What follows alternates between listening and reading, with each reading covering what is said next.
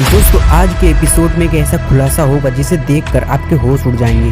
आपको लगेगा कि शादी तो बस एक बहाना थी। वेद और आरती की शादी भी सिर्फ एक दिखावा निकलेगी। असली कहानी तो अब शुरू हुई है और आज सच सामने आते ही सब कुछ बदल जाएगा। इसलिए एपिसोड को बिल्कुल भी स्किप मत करना, पूरा देखना।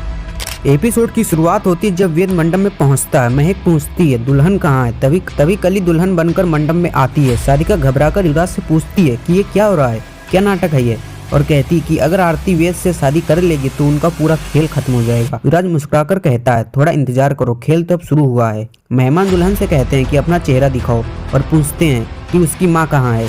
सबको लगा कि आरती है वह।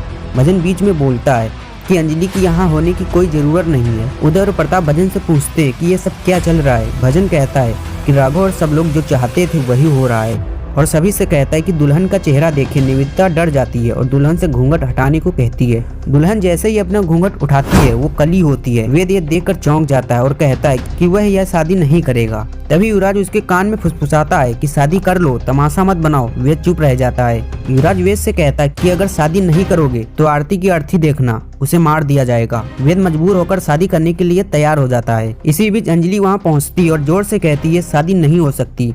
वो राघव से पूछती है कि उसने सबको क्यों नहीं बताया कि पहली बार राघव ने अंजलि को हराया है। अंजलि बताती कि कोर्ट में ये सब साफ हो चुका है कि वेद और कली की शादी झूठी थी, इलीगल थी, क्योंकि एक गवाह ने बयान दे दिया है। अंजलि पद्मा को गवाह के रूम में वहाँ लेकर आती है और फिर राघव से पूछती है कि उसने ये बात सबको क्यों नहीं बताई। राघव कहता है कि वो ये केस जीतना ही नहीं चाहता था, वो तो हारना चाहता था। वेद हैरान होकर पूछता है कि ये सब कि राघव के क्या मतलब है। तभी युवराज फिर वेद के पास आकर धीरे से कहता है सबको बता दो कि तुम कली से प्यार करते हो और उसी से शादी करोगे, वरना क्या मैं अपने आदमी को बोल दूं कि आरती को खत्म कर दें। ये सुनकर वेद घबरा जाता है। युवराज से कहता है कि आरती को कुछ मत करना। वेद सबके सामने कहता है कि वो कली से शादी करना चाहता है क्योंकि वो कली से बहुत प्यार करता है। अंजलि चिल्लाती कि कोर्ट के ऑर्डर हैं, ये शादी नहीं हो सकती।